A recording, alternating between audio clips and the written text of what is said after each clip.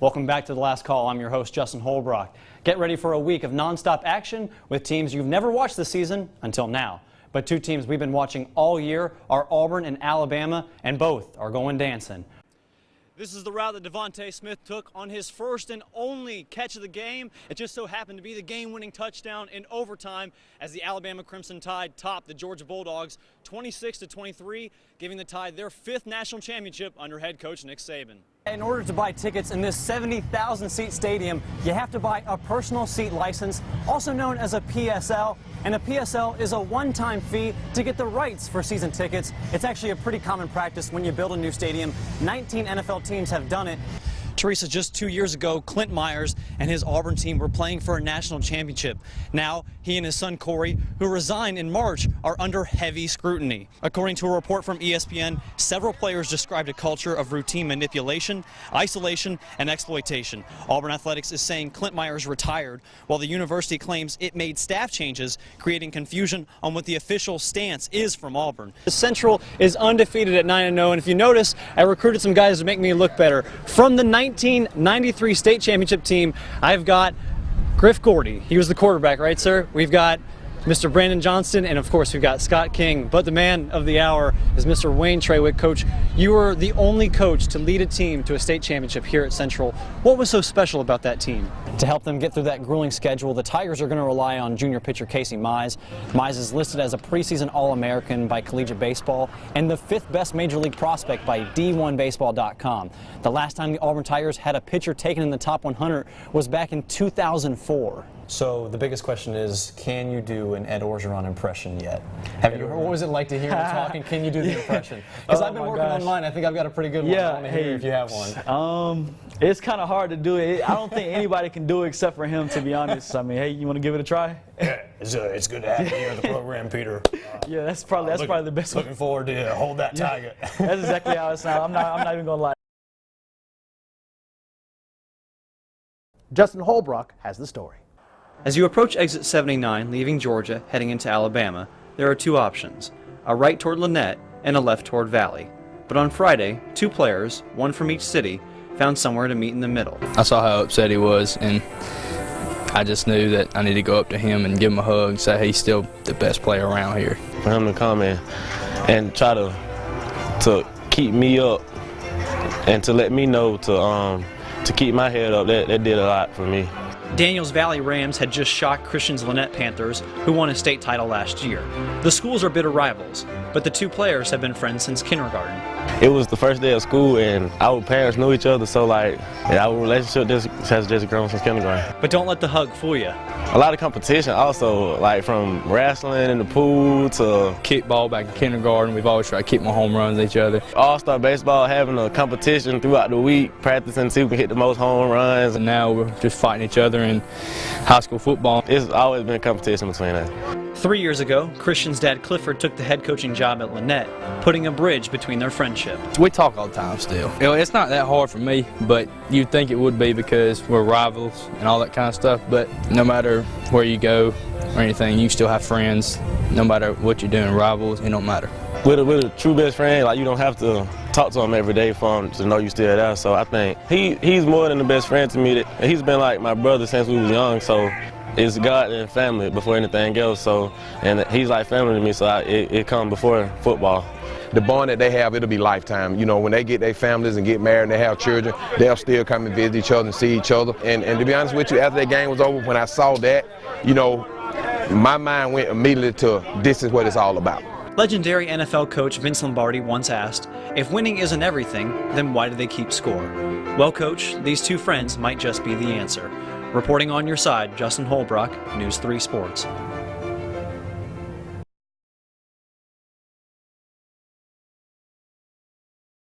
Last weekend, the Falcons honored 64 fallen soldiers, including Columbus native John Tripp Roy III. Tripp graduated from Columbus High in 1994 and served for 15 years in the Marines before he was killed in action in 2009. We remember the life and legacy of Gunnery Sergeant Tripp Roy.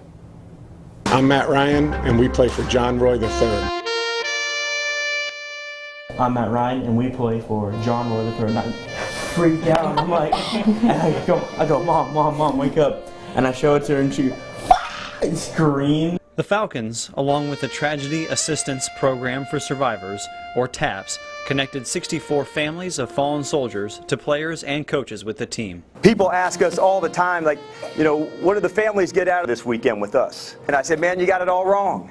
It's what the team we get from having you be a part of this weekend with us. One of those families honored was that of Tripp Roy, who grew up in Columbus. I think Tripp really had a servant's heart, and he carried that with him wherever he went around the world. So he really is a product of Columbus and of Calvary Baptist Church. He looked for ways to help people. He helped around the world during his 15 years with the Marines. After his second tour in Iraq, as an explosive ordnance disposal technician, Tripp and his family stayed on a base in Okinawa, a city littered with bombs left over from World War II. While tending to one of those bombs on March 24th of 2009, a premature explosion occurred, killing Tripp instantly. He was 32 years old.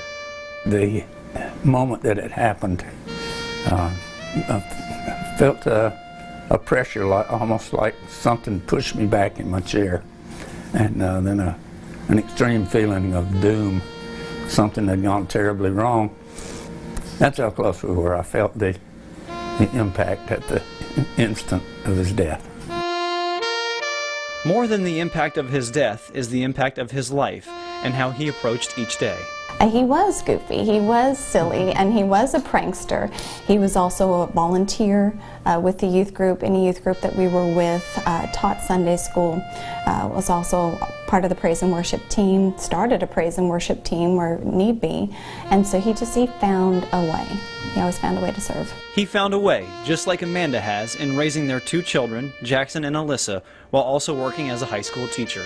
To be a single parent and choose to remain a single parent and do the job that she's done with those kids, I call her Amazing Amanda. It's good to see their dad come out in them. Because he lived for the Lord, we continue to do so as well. And we learn a lot from the way he lived, and we just try to continue on with the way he taught us. Tripp's legacy also lives on at the Calvary Baptist Church, a staple of his life since the age of 12. On the church property, you'll find a steeple, which you normally look up to see. But this steeple, affected by a tornado, a single sudden moment, is grounded, much like the man on the plaque. That reminds us of the life of Tripp Roy. That's the single most important fixture there is on this property. It's the best. He holds steady at eye level, assuring all that John Tripp Roy III is and always will be watching over them.